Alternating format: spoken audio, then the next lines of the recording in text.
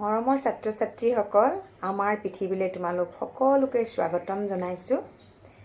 বহুত দিন ধাৰাসাৰ বৰষুণৰ পিছত এইকেইদিন অলপ ৰ'দ দিছে নহয়নে বাৰু? যদিও অকণমান বৰষুণ দিয়ে কিন্তু আকৌ ৰ'দ ওলায়। ৰ'দ ওলোৱাৰ কাৰণে আমাৰ ভাল হৈছে নহয়নে?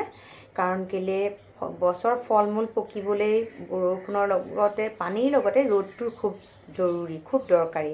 আৰু বিশেষকৈ এতিয়া সমগ্ৰ অসমৰ প্ৰায়বোৰ অঞ্চলত প্ৰায়বোৰ জিলাত বানপানী খুব বেছি হৈছে।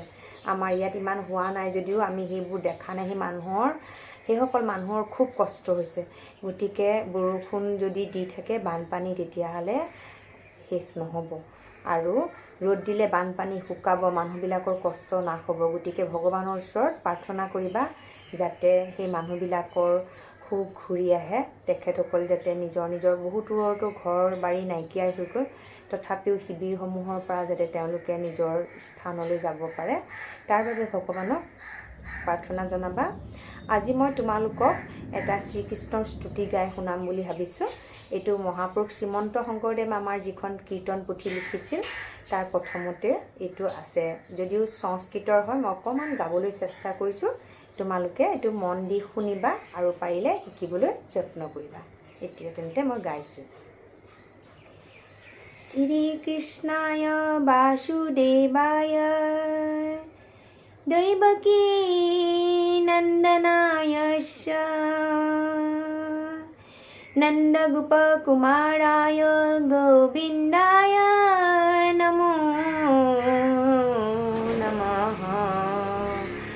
নমঃ পঙ্কজনাভায় নমঃ পঙ্কজমালিনে নমঃ পঙ্কজনেত্রায় নমস্তে পঙ্কজাঙ্ঘ্রয়ে। বসুদেবসুतं কৃষ্ণং কংসং সানুরমর্দनं দৈবকী হৃদয়ানন্দং কৃষ্ণং বন্দে জগদ্গুরুমি। হরি রাম রাম মুকং করুতি বাসালং পঙ্গুং লঙ্ঘয়তে গিরিং যৎকৃপাতমহং বন্দে পরমানন্দং মাধবং। বন্দে পরমানন্দং মাধবম। বন্দে পরমানন্দং মাধবম। ছাত্ৰ ছাত্ৰীসকল, শ্ৰীকৃষ্ণৰ স্তুতিটি শুনিলা নিশ্চয়। অকণমান সেইটো উচ্চাৰণ কৰিবলৈ আৰু মনত ৰাখিবলৈ যত্ন কৰিবা। আৰু আজিলৈ তেন্তে মই ইমানতে সামৰিছোঁ।